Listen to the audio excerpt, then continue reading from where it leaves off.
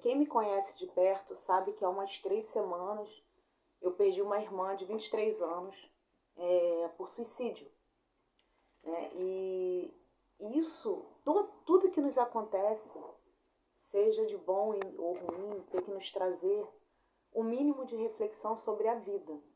E aí, eu estava lendo agora de manhã um livro chamado Olhai os Lírios do Campo, de Érico Veríssimo.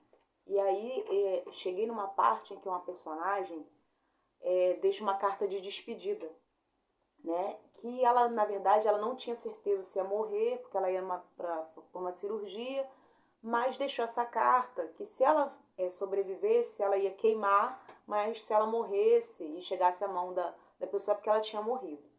E ela escreveu essa carta de despedida justamente como a minha irmã também deixou uma carta de despedida.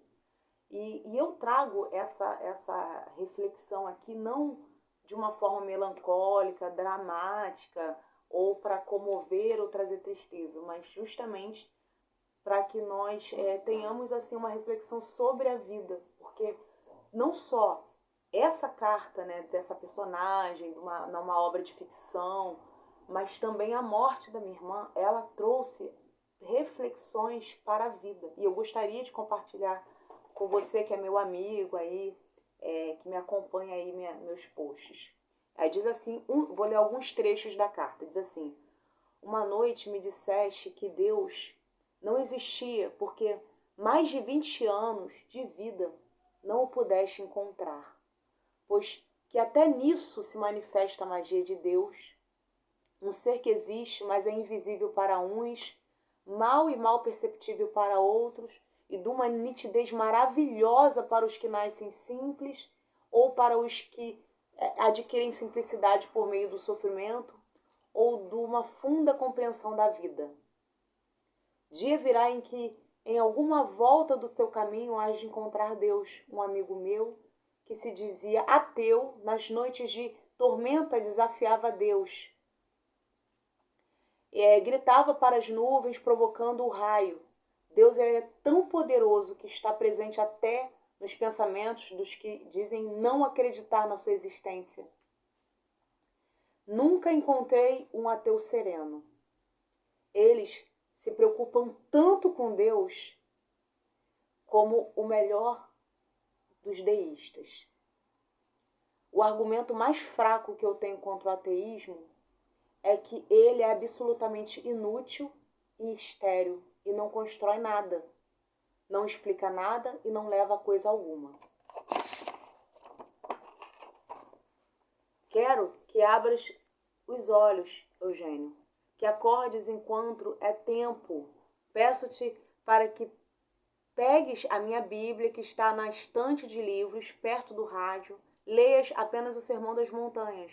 Não te será difícil achar, pois a página está marcada com uma tira de papel. Os homens deviam ler e meditar esse trecho, principalmente o ponto em que Jesus nos fala sobre os lírios do campo, que não trabalham nem fiam, e, no entanto, nem Salomão, em toda a sua glória, jamais se vestia como um deles. Está claro que não devemos tomar as parábolas de Cristo ao pé da letra e ficar deitados à espera de que tudo nos caia do céu. É indispensável trabalhar, pois num mundo de criaturas passivas seria também triste e sem beleza. Precisamos, entretanto, dar um sentido humano às nossas construções. E quanto ao amor e ao dinheiro, ao sucesso nos estiver deixando cegos, deixamos fazer pausas para olhar os lírios do campo e as aves do céu.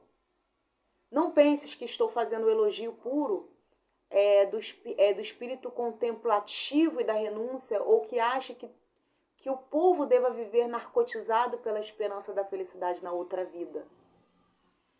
Há na terra um grande trabalho a realizar.